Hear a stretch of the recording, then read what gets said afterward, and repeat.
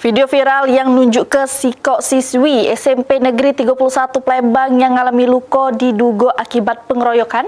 Pihak sekolah memastikan permasalahan tersebut sudah diselesaikan secara kekeluargaan oleh kedua belah pihak. Kabar tidak mengenakan kembali datang dari SMP. Beredar sebuah video di media sosial selik ke siswi di SMP Negeri 31 Palembang yang mengalami luka di muka yang diduga dikeroyok oleh siswi lain. Menanggapi hal tersebut, Kepala SMP Negeri 31 Palembang Taufik Hidayat jelaskan, aman insiden terjadi pada Rabu 15 Oktober yang lewat pas jam istirahat pertama di kantin sekolah.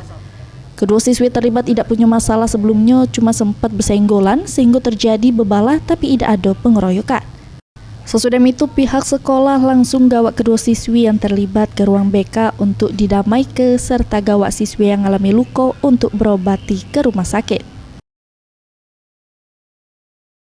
Sudah kami selesaikan, kami bawa ke ruang BK, kami obati, sudah panggil orang tuanya, kami selesaikan, tidak juga selesai juga, akhirnya kita bawa ke rumah sakit Agagani. Nah sudah biayanya itu sudah ditanggung dari pihak TP ini, ya, yang kelas 9.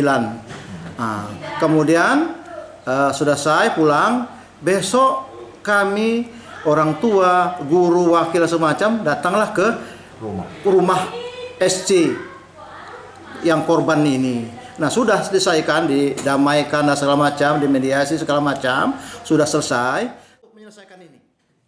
Ditambah ke Taufik, pihak sekolah beserta keluarga pelaku sudah mendatangi rumah korban untuk menyelesaikan masalah antar kedua siswi. Kedua orang tua baik dari pelaku sama korban sudah sepakat untuk berdamai. Ilham Wahyudi, PAL TV.